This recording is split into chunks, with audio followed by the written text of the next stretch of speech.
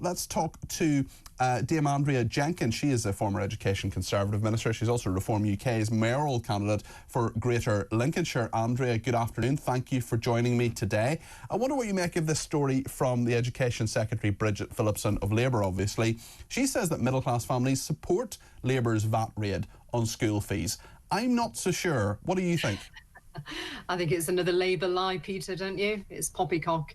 I mean, in my old constituency, we had several private schools, and you know, you're not talking about rich parents. You're talking about working class parents as well, who are working 2 jobs to send their children to these schools. And quite often as well, what I've found as well is if their child has got special educational needs, they really try and work 2 jobs to send their child to a private school. Some working 3 jobs, some working 3 jobs as well. I've talked to people who are doing, you know, extra maybe Tesco delivery driver shifts. And the thing is that I think there's a very lazy assumption from a lot of people that this is all very rich people, and often it isn't. Often it's people who do work very hard, not going on holiday, perhaps, you know, making other sacrifices to try to send their kids to school. And a 20% rise for them is going to be absolutely massive. It may put pressure on the state system as well. But to say that people and it's also pushing people into the state system. I mean, I found some tweets actually, Peter.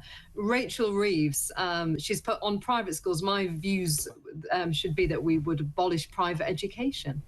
And she said that in 2019.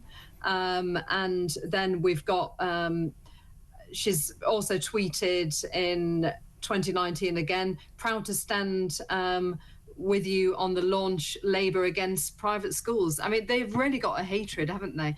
And also, I mean, Rachel Reeves has also been attacking grammar schools, and that's what concerns me as well. I think, how far will they go, Peter? I mean, if we look at Lincolnshire, you know, have got a proud history of grammar schools. Margaret Thatcher came from one in Lincolnshire, didn't she? And I do wonder whether that's going to be their next step.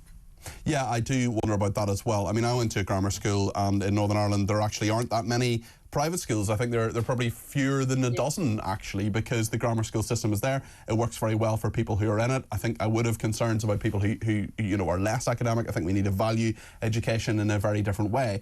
But I wonder whether you think this actually says a lot about Labour in terms of its view of the market itself. I mean, my view would be I would rather private schools didn't exist, but they do exist, and that's fine, and people can send their kids there if they want to. I would never judge someone for sending their kid to a private school if they want to, but the fact is that the super rich will continue to send their children to private schools.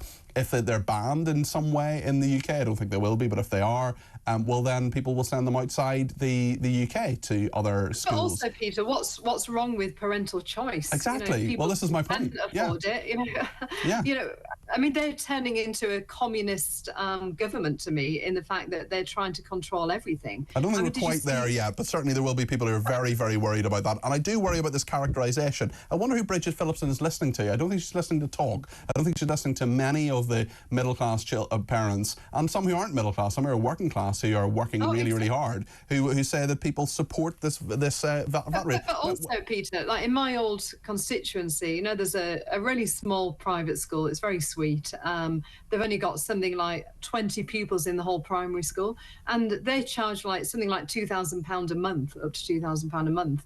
And so it's Reeves and Bridget Phillipson are talking about, you know, these high-end ones, making out that everybody's loaded. They're not. And but it doesn't matter if people are loaded. At the end of the day, I think Labour's policy is a policy of envy. And, you know, if people work hard and want to send their children to private school, and it's not costing the taxpayer, it's actually costing taxpayer less in a way, isn't it? Because it's less money having to go on. It's people being essentially taxed twice, because they're saying, well, we're going to send their kid to a private school. I wonder, from your experience as a working politician, Andrea, how many constituents, when you had them, came up to you and said, you know what? Taxes have gone up, and I think that's a really good thing. I think, you know that tax that the Conservatives put on X? I think that's a really good idea. I really support that. Oh, look, I'm a low tax Conservative. I mean, I remember at the time putting an amendment in the budget not to raise VAT as well. And obviously business rates should be kept low. You know, you should show that Britain's open for business. And it's been proven, hasn't it? You know, the more money that people can keep themselves less in tax, then it's better for the economy, the more they're going to spend in the economy anyway. So it's very counterproductive, and I do fear what's going to happen the next 5 years. And also, Peter, I don't know if you saw the stuff today in the schools of what they are going to be teaching. Yeah, so this is the idea to make the national curriculum more diverse. Just before we get on to that, I do want to ask you about that, but actually just what you're talking about there in terms of tax is really interesting. About another story, I expect you've seen it today, that Labour will be asking the regulators, people like Ofwat, Ofgem, all those ones regulating different things, for ideas of how to stimulate the economy and get growth. I mean, what? I just find that very, very strange.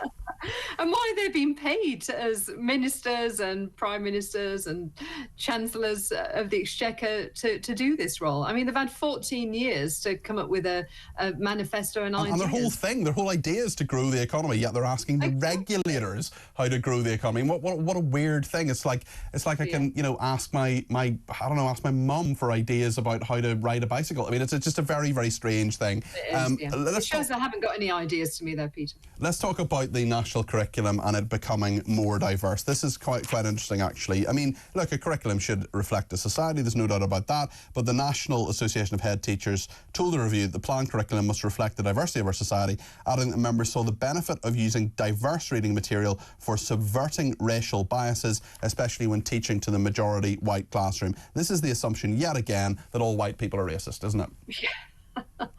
I mean, I did think actually their attack on private schools, and did you see also in that report it says that where academies could have a bit of freedom with the curriculum, they're now not allowed to opt out of these elements of it. So to me, this is about Labour trying to control the narrative and actually indoctrinate our children on their left-wing ideology. And I'm fearful of this. Look, I'm a mum to a 7-year-old boy, and what's going to be next? Already they've shelved the freedom of speech bill. I was the skills minister tasked with bringing that through. And I do wonder about the gender ideology, if that's going to be pushed on steroids on our children. In fairness to Wes Streeting, he has done a big thing on puberty blockers, which I certainly welcome within that. The Association of School and College Lecturers warns history and English curriculums are seen as largely monocultural. Welcome plans to diversify the curriculum. We'll keep that debate going, and if people want to let us know their thoughts on the education curriculum, every government or most governments seem to change the curriculum. Teachers hate it because they just, they got to learn new things to teach, basically. I wonder what your thought is on that. 0344 499 1000. And Andrea, perhaps I could ask you about this mega poll. It was in the Sunday Times, so yesterday's story really, but this is that Labour could lose 200 seats. I'm sure as a Reform UK politician you must be delighted that their numbers would go up quite significantly under this poll. Yes, and also, as you said earlier, actually, Peter, we're 4 to 4.5 years away from an election. We've seen in the last few days Reform membership, it's over 150,000 now, and it's still growing daily. So I think watch this space, because I think it's a strong platform to build on. That's Cammy Badenoch ringing you, asking you to come back. My computer ringing for some reason. Sorry about this. Come back to the Conservatives, Andrea. We need you there, she's saying. I don't think that's going to happen, Peter. Neither do I.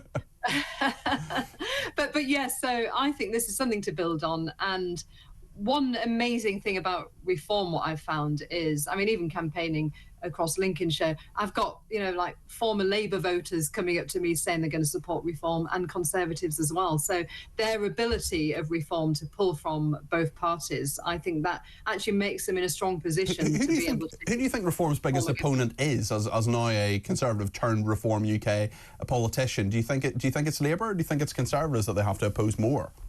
I think it's that's quite hard at the moment. I think initially it was Conservatives, but I think you're the channel of common sense. That's sort of my line about common sense, being a common sense politician as well.